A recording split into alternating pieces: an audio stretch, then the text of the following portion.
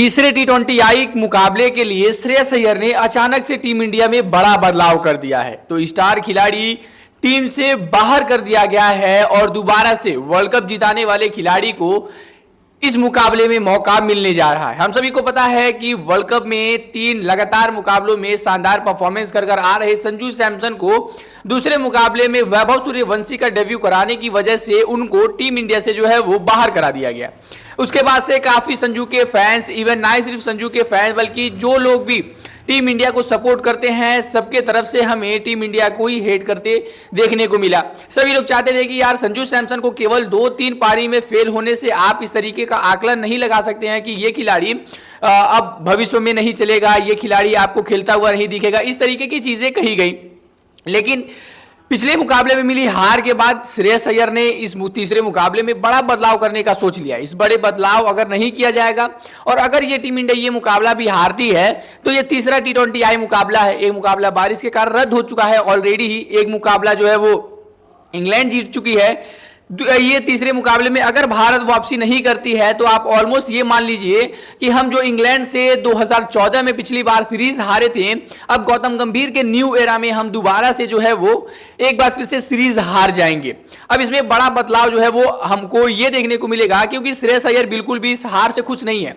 गौतम गंभीर से बिल्कुल भी वो नाराज है। संजू सैमसन को जिस तरीके से ड्रॉप किया गया और प्लेइंग 11 की कॉम्बिनेशन कहीं ना कहीं बताई जा रही है कि वो श्रेयस अय्यर की मन मुताबिक नहीं चल रहे हैं लोग। मतलब अगर वो कप्तान है तो उनको एज अ कैप्टन जो है वो अपनी प्लेइंग 11 चाहिए, वो जिन खिलाड़ियों को चाहते हैं।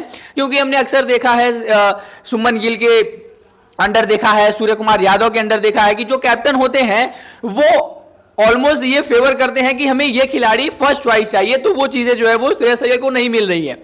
लेकिन तीसरे मुकाबले से पहले श्रेयस अय्यर ने ये बड़ी बात बोल दी है कि हमें जो है वो अपनी सेम प्लेइंग 11 नहीं चाहिए और हमें बड़ी बदलाव करते हुए दिखेगा और तब जो है वो टीम इंडिया को जो है वो हम जीत की तरफ लेकर जा सकते हैं। वेल, अगर आप देखोगे तो टीम इंडिया में कुछ समस्याएं हैं। पहली समस्या ये है कि हमारे पास इतने ज्यादा लेफ्ट हैंडर बैट्समैन हो गए हैं कि ऑपोजिशन को हमारे खिलाफ बॉलिंग कराने में काफी ज्यादा इजी हो रही है। सबसे बड़ा ये बात तो यही हो चुका है। मतलब अगर आप देखोगे हमारे पास ओपनिंग करने वैभव सूर्यवंशी आ गए लेफ्ट हैंडर, अभिषेक शर्मा है लेफ्ट हैंडर, उनके बाद तिलक वर्मा आ गए लेफ्ट हैंडर, ईशान किशन आ गए लेफ्ट हैंडर और उनके बाद शिवम दुबे आ गए, अक्षर पटेल आ गए। ये 6-7 बल्लेबाज तो हमारे पास प्योर लेफ्ट हैंडर हैं और प्लेइंग 11 में है। तो ऐसे तौर पर ऑपोजिशन यानी इंग्लैंड को हमारे खिलाफ कोई भी रणनीति बनाने में काफी आसानी हो रही है कि वो लोग किस तरीके से हमारे प्लान बनाएंगे लेफ्ट हैंडर बल्लेबाजों के खिलाफ, और वही प्लान जो है वो हर बल्लेबाजों पर रिपीट किए जा रहे हैं, इंप्लीमेंट किए जा रहे हैं। अब ऐसे तौर पर इस बड़े जो है वो चुनौती से लड़ने के लिए श्रेयस अय्यर ने एक बड़ा जो है वो फैसला लिया है और संजू सैमसन की वापसी हो रही है एज अ नंबर 3 के बैट्समैन पे। और नंबर 3 के बैट्समैन पे वापसी होने के बाद संजू सैमसन तो आ गए, लेकिन कौन टीम इंडिया से बाहर गया है मैं ये भी बताऊंगा और किस तरीके से हमारी गेंदबाजी की सेटअप होगी। जिस तरीके से रवि बिश्नोई ने 4 ओवरों में 60 रन दे दिए थे और वो 60 रन ही कहीं ना कहीं हम मुकाबला हमें हराने के लिए काफी थे। मतलब आप देखोगे रवि बिश्नोई ने इतने रेयर नो बॉल दिए, वो भी पैर के जो पिछले पैर की जो है वो लाइन कट वाली नो बॉल थी, वो नो बॉल दिए। तो वो हमारे लिए काफी ज्यादा दिक्कत वाली बात थी।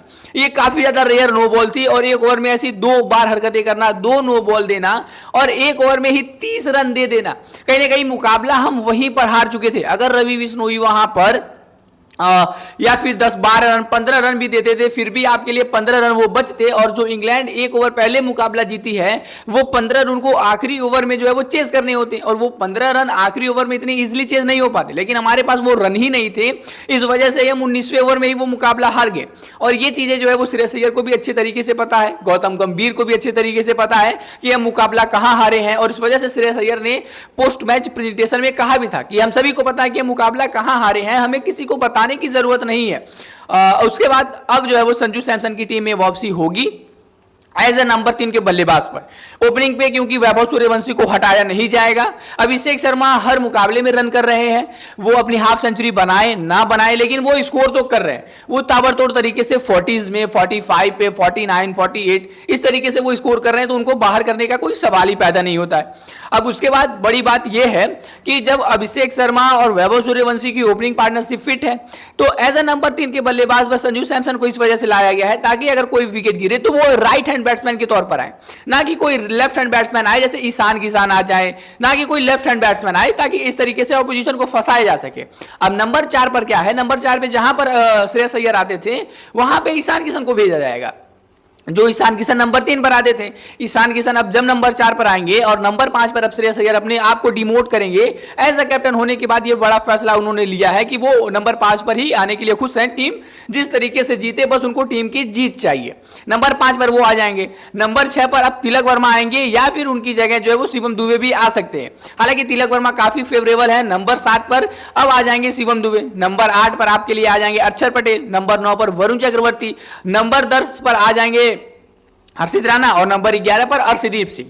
तो कुछ इस तरीके से जो है वो टीम इंडिया की प्लेइंग 11 तीसरे मुकाबले के लिए होने वाली है। ऑलमोस्ट ये पक्की हो चुकी है कि रवि बिश्नोई की टीम से छुट्टी हो गई है और वरुण चक्रवर्ती की टीम इंडिया में एंट्री हो गई है तीसरे मुकाबले के लिए, क्योंकि वरुण चक्रवर्ती और रवि बिश्नोई ये दो गेंदबाज थे जिनको टीम इंडिया में जगह दिया गया था आयरलैंड सीरीज के बाद, लेकिन इनको प्लेइंग नहीं मिली थी।